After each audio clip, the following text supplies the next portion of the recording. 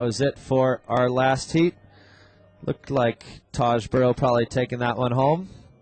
And coming up next. Bam! Well, straight away, Nathan Hedge, crack off the right off the mark here. Hedgie is probably thinking, I'm at Narrabeen, man. I'm going to give this away by hiding. He's loving it. That's right. A quick ride there from Nathan Hedge to open the account.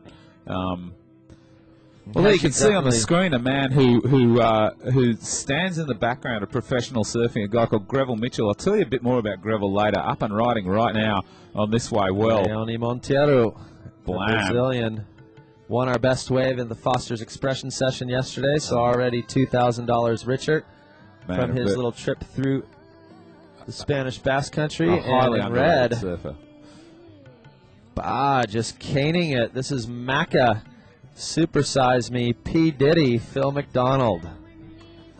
So a great heat here. Three really tough surfers, mentally tough. The fighters, the fighting brigade of the WCT. Fighting brigade. The fighting brigade. I did not say that. I can't believe that's all right. That's Mr. Mailman. That's not a four-letter word. Actually, it is, but not that nasty. It's not a nasty four-letter word. So Phil McDonald in the red, 11th seed coming into this contest. Nathan Hedge right on the edge, actually, at 27th seed, and he is on the cusp of requalification. And Raoni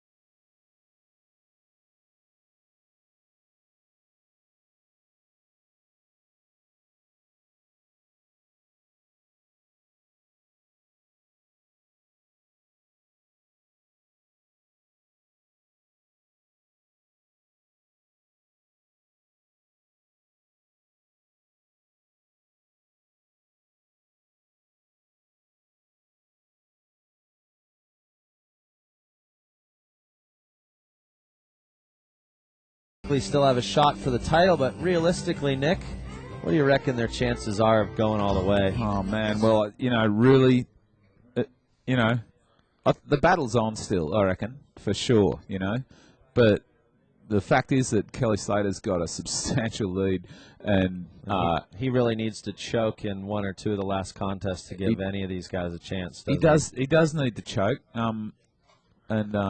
one of the other ones really just needs to go on a run and go on a big tear, get on a roll, win two of the last three. That would definitely put them back up in the running. But Kelly's throwing away an injury in a 5th place right now. So yeah, he's in a good spot mathematically. I really couldn't say if he's in as good a spot as a few of the other guys up the top there in the surfing stakes right now. I'm just watching the form of Parko and Fanning over the last couple of days. I'm just really impressed with how they're surfing at the moment and with their attitude to the situation that they're in.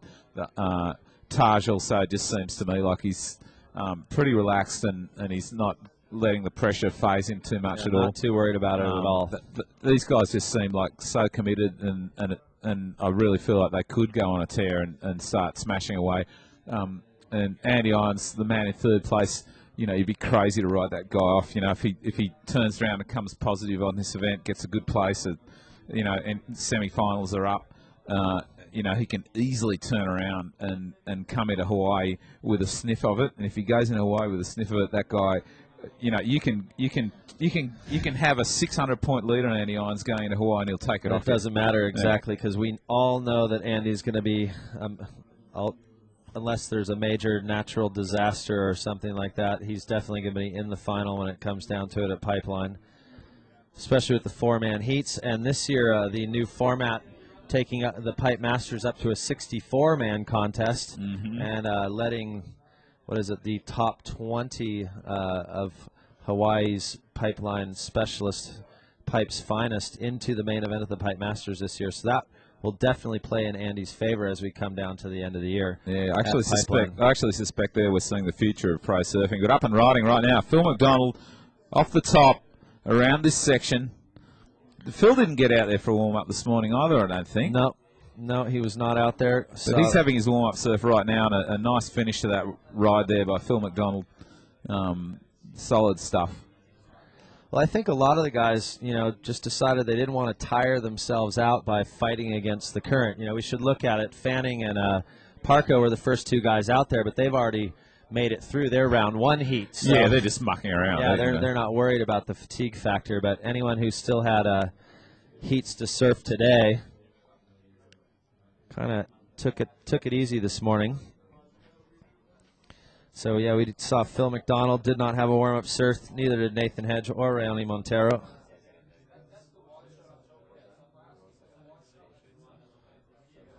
Here's surfers in our last heat making the way in. You can tell by the smile on Taj's face that he took that one out. Now that's starting to look like the Mundaka we know and love. That's right. Things are opening up here at Mundaka. It is looking better and better with each passing heat, and the surfers are responding too. You can see here Phil McDonald just pumping and driving around that section.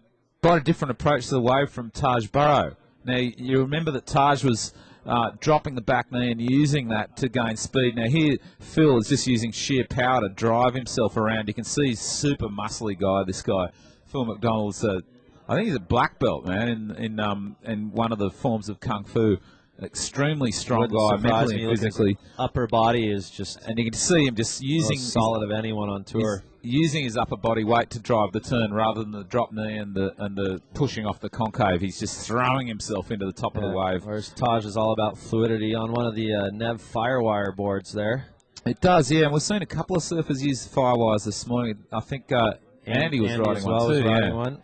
Yeah, I guess they're hoping to gain an advantage in these smaller conditions. Now up and riding. Raoni Monteiro, snap off the big top. Blast. Bam! Again. Energetic surfer, this guy, isn't he? Definitely. Plenty of energy.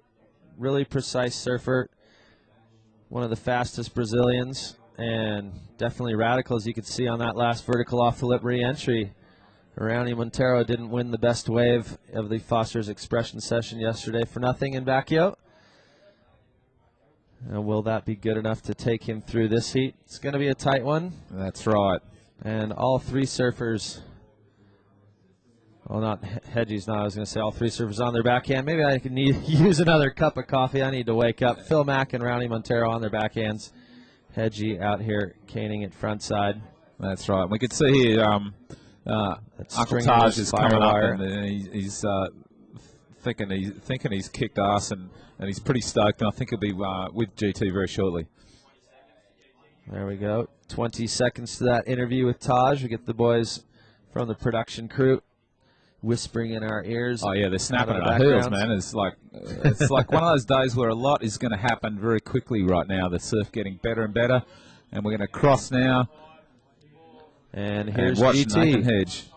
All right, up and riding right now in yellow in this heat is Hedgie. Hedgie Teebs, as I'm standing here with you, he is just spragging it. Those conditions out there, it's kind of like a tidal bore where it's kind of almost a stationary wave. Yeah, no, there's some wild rapids out there. It's definitely stationary out the back. That's why I got to watch Andy and Hira and Fred in the first heat, and those guys were just getting ragdolled like a washing machine. So we all came down the line a little bit and tried to pick up some cleaner ones. But, yeah, it's pretty tricky. So in terms of picking up those wide ones, that 1.7 sure seemed to make a difference in that heat for you. Yeah, definitely. It was just a little bit bigger of a wave, and I just got 3 decent turns. So, it was hard to get a score out there, but I was glad to get that one for sure. Now, you had Luke Egan in your heat, wildcard Luke Egan, former event champion Luke Egan, and also your kind of Billabong marketing manager. Here he comes walking up. So is he kind of going, dude, okay, we got contracts on the line here, buddy. You better give me a wave. Louis, he kind of just he actually attacked the rip for a while just to kind of leave us some room down the end, and he ended up getting a couple of pretty sick ones and took the lead for most of the heat. So it was pretty hard, but I just managed to peg him back at the end. So he didn't really seem to mind. He was having fun. So you're saying the old man still got it? He sure has. Now, not to go too heavy into this topic, but hey, you're sitting second. One more heat closer to that final goal. Yeah, I mean, pretty crucial events. This one and the next couple, obviously. So just gonna take it heat by heat and try and win the thing. Okay, well, we're all, not to use the wrong word in Australian, we're all rooting for you, mate. I know you say. All right, teams, good work. Back to Nick and Dr. Mailman. Right on, thanks, GT. And, thanks, GT. And see, the Americans, we say rooting for you, and you guys think that's all funny. I don't know about funny. I was thinking something else, Sunshine. Well, we won't go there at the moment. Yeah, definitely not. We'll go back to the action in the water. It looks like Phil McDonald is 7.33 and an 8.5 on his first 2 waves. So yeah, it's a strong position right now for Phil McDonald. He going to town. He'll like those wave scores. Yeah, he really took command of the heat with that second ride. We saw a replay, a really nice long smashing right there. Using his power to his advantage. Yes, using the power to his advantage. And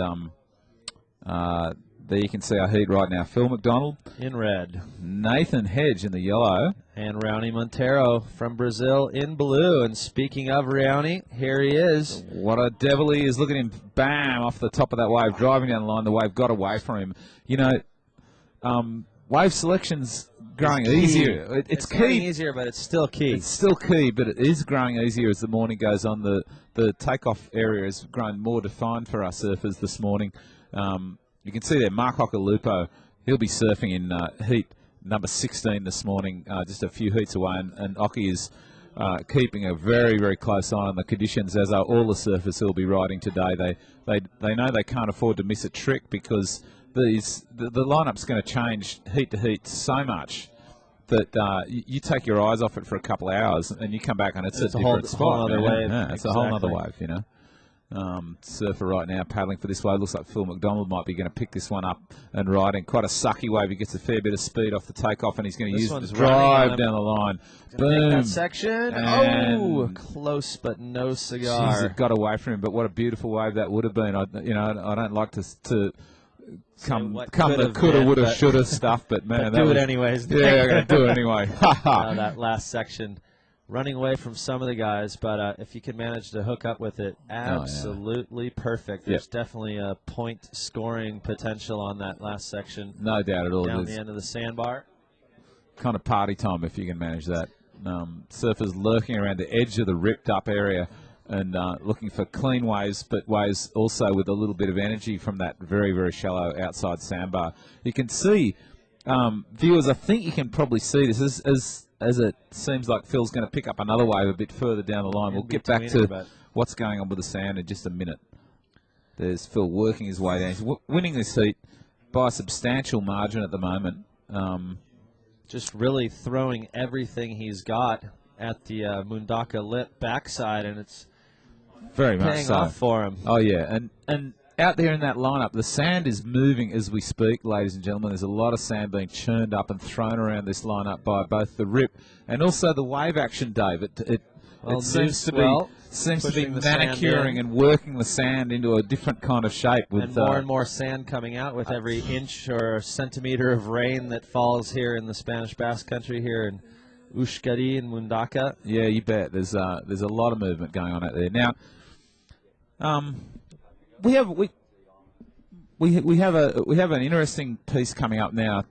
Sterling, the super producer, has queued us up with a little discussion with none other than Nathan Hedge, who's out there in the lineup right now, and whose favorite pastime here in Mundaka is paddling out to sea as fast as possible, which we've been talking to you about for many times. But here it is, the words from the man himself, Nathan Hedge, Hog Doggy, and his long paddles to the island.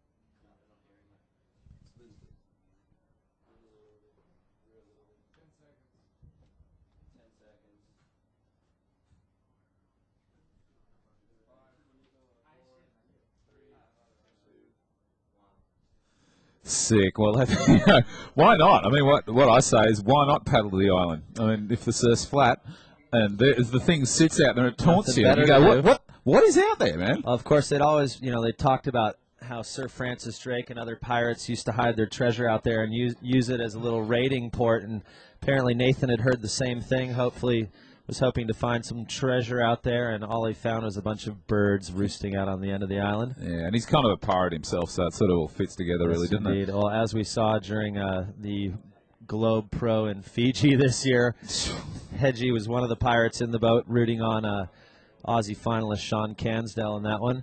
Yeah. So back to the board. Oh, we've got Saxon online, one of our announcers from the Boost Mobile. Thanks for the big shout-out, Saxon.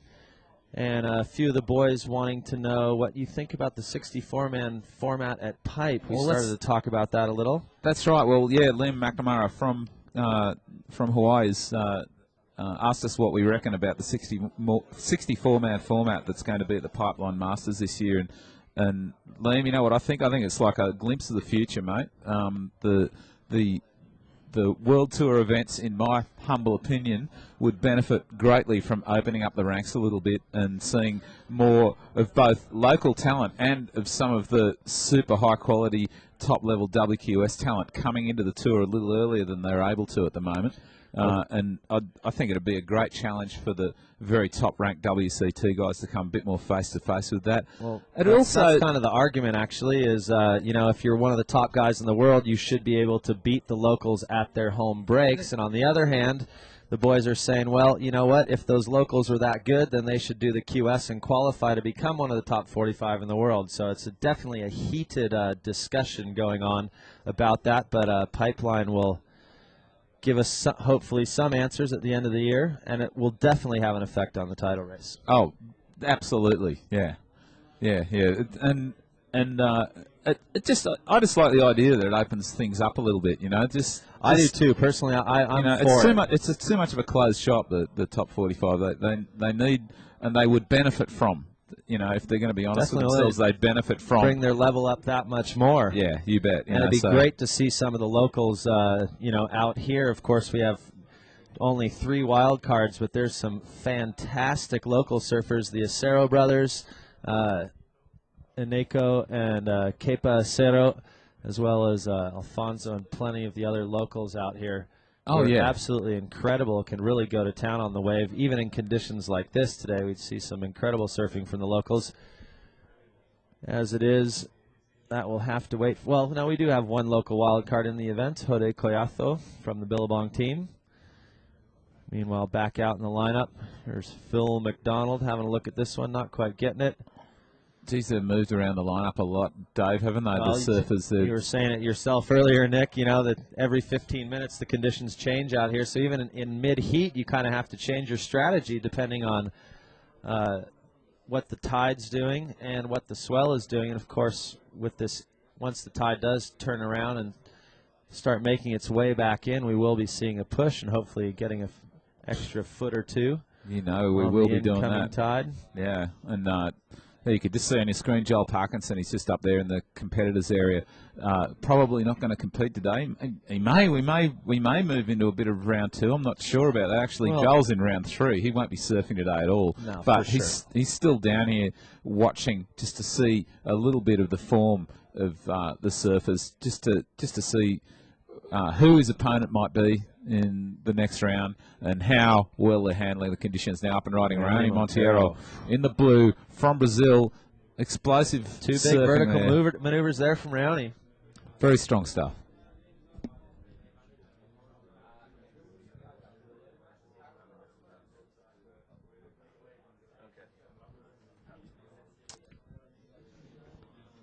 All right. Little information from our production crew due to technical difficulties. Apparently, we did not have audio for the Hedge piece, so we will be running that one again.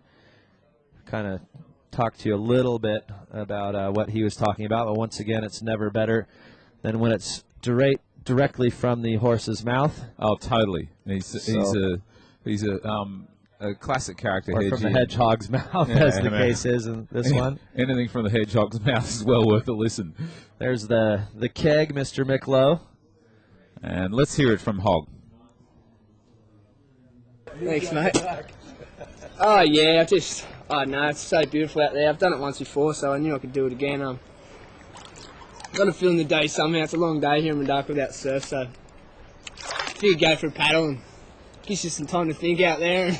I heard there's a secret tunnel out there that was built way back in the centuries ago, so I couldn't find it though.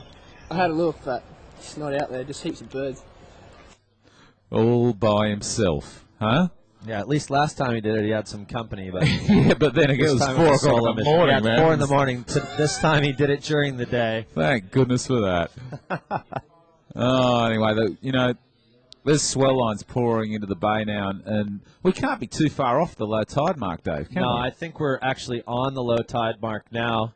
Does look like there's still a little bit of outgoing current, but out the back, I think the tide has actually shifted, so if we are lucky, we should be seeing the waves pick up a little bit, and we have been seeing them clean up, so things getting better and better as the heats go by. Still currently in the water, Raoni Monteiro, Nathan Hedge, and Phil McDonald, and making their way out to the lineup for heat number 12 of round 1. In red, we'll be seeing Australia's Dean Morrison, one of the Cooley kids, up against in yellow, another Aussie mite, McLow, the keg, and the youngest of the Wolfpack boys in blue out of Kauai, Hawaii, Roy Powers.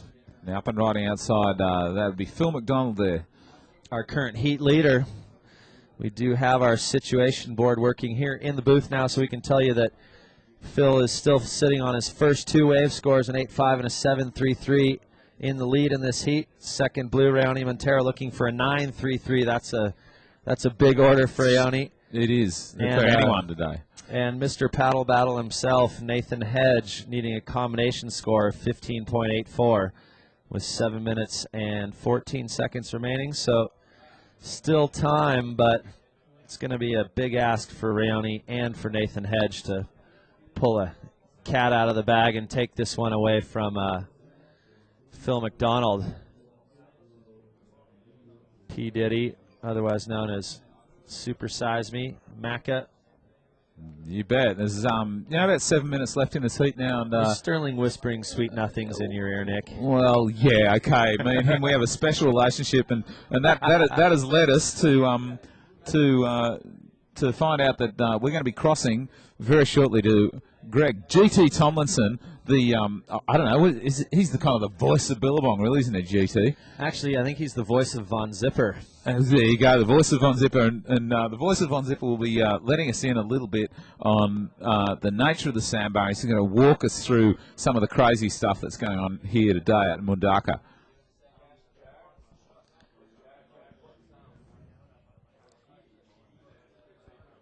And we thought we were going over to Mr. Tomlinson. Waiting. No, we will be. We will be very shortly going over to GT. In the meantime, just cast your eyes over this clean lineup and listen to what he's got to say about it. All right, this is GT here with your almanac for the day. Now, basically, the sun rose at 8:16. It's going to sunset at 7:43. But here's the story. Ash, show the bank down here, and you can see how low the tide is right now. The tide is low this morning at 11:17 local time. It's a negative 0.22 feet or negative 0.07 meters. Now it goes high at 5:27 to a 14.8 foot high tide or 4.52 meters. That's like almost 15 feet in variance in the tides. And I'm telling you right now, you wonder why it's basically like a river flowing out. Well, as the tide continues to drain for the next kind of, and why don't you check this out, Ash, as you can show kind of the current sweeping into the lineup. It's basically, it's a river. It's basically a tidal bore, and so you have to sit off the sandbar if you even want to hold ground out there. And, surfing around here the last few days, anytime you're surfing at low tide, you literally get sucked out to sea unless you're paddling against the grain the whole time. But the good news there is it makes these waves super fun to surf. They're almost like stationary waves where the kind of wave kind of peels up onto itself. So anyways, almost 15 feet of tides right now with the full moon. And, it's full moon in Mundaka tonight. But anyways, so tide is a huge factor here. The good news is with these low tides and how awesome the sandbars are here, pretty much any hint of swell right now is going to be breaking. But watch how quickly it dies when the tide turns later on this afternoon. Chris. All right, buddy. Thanks so much, GT. And you notice the uncertainty with which GT talked about the full moon. It's long been my contention that GT is in fact a werewolf, and that very well be. Tonight he will be out there howling at that sparkle in moon. his eyes, Oh, no yeah. doubt. Well, people have been out howling at the moon every night, actually, here in Mundaka. It is one of the more animated stops on tour during the nighttime and on the down days. It is, huh? But they're not mental about it. People go out here at night. It's the Spanish culture, and especially the Basque culture. I mean, people don't sit down to dinner until 10 or 11 o'clock at night. Totally. So it's quite normal for entire families. You see grandparents, 80, 90-year-olds out at the bar at 2 in the morning. Oh, yeah, hammered. Not hammered. People know how to deal with stuff like that here. They don't just make animals of themselves at all. It's a cruise. And you go out and you walk around the streets and there's kids everywhere on their bikes and parents and, as Dave says, grandparents. Yeah, grandparents, you got the whole families out there, 3, 4 generations all at once and all at the bar at midnight. Yeah. It's quite a thing to see. There's a great Basque drum band banging their way through the streets last night as well, showing a little local culture. Man, they were insane. Kind of like the Pied Piper. No, that was great. So, anyways, we'll see what the full moon has in store for us tonight. What it does have in store for us today is a low tide in 45 minutes, which is a good sign, meaning we'll at least be able to get through. I think we're going to finish this round, Nick. Oh, you guarantee we'll be finishing round number 1 today, and we may even launch into round 2 in some sort of like manic, desperate attempt to get more of the contest done. Well, we have to take advantage of every breaking wave out here at Mundaka. You've seen that all morning. You'll be seeing it all through the day today. We do. If there's surf, we have to surf it. You betcha. And right now in the water, you can see Phil McDonald, Nathan Hedge, Raoni Monteiro currently leading the heat by a substantial margin. Phil McDonald, he got off to a quick lead, a 7.33 and an 8.5-point ride in the first 5 minutes of the heat, and he's held that lead ever since. Nailed it. So bang those nails in from the beginning of the heat. 2 minutes remaining. Raoni looking for 9.33. Hedge needing a combo. That's basically not going to happen. Yep. So we'll take advantage of this break in the action and the results of this heat being a foregone conclusion to perhaps answer a few of your messages on the net. We were talking about the 64-man Pipeline Masters this year and how will the heats look in that one. Well, in Hawaii, of course, one thing about the format that is always different is that it's 4-man heats from beginning to end.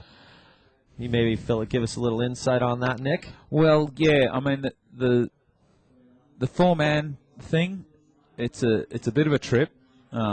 It's going to change the nature of the event for sure. You may actually see a better use of the way Pipeline behaves. In one way, it's fantastic to see the cool cock man-on-man thing out at Pipe. On the other, though, you always see heaps of waves go unridden with a man-on-man heat at Pipeline. I think that was making some of the locals a little upset. Well, make everyone upset. You sit there just saying, damn, look at that sick barrel. And just because the boys went left and right on the first wave of the set, the third killer wave of the set just goes unridden. And we won't see that this year. We'll see 4 people jockeying for position. It'll be kind of old school in a way, but then again, pipe is an old school situation, man. Exactly. It's a what you might call a perennial surf spot. There's never been a chink in Pipeline's armour. It's just stood up to the test of time so often, and it keeps bringing home the gold. Four-man heats are not a problem out there. They really aren't. And waste not, want not, I guess. Yeah. Going with the the vibe of the place, local wishes, and Mother Nature. It's such an arena that when the swell does roll through Pipeline, plenty of room in the lineup to run four-man heats. Oh yeah. And of course the local Hawaiian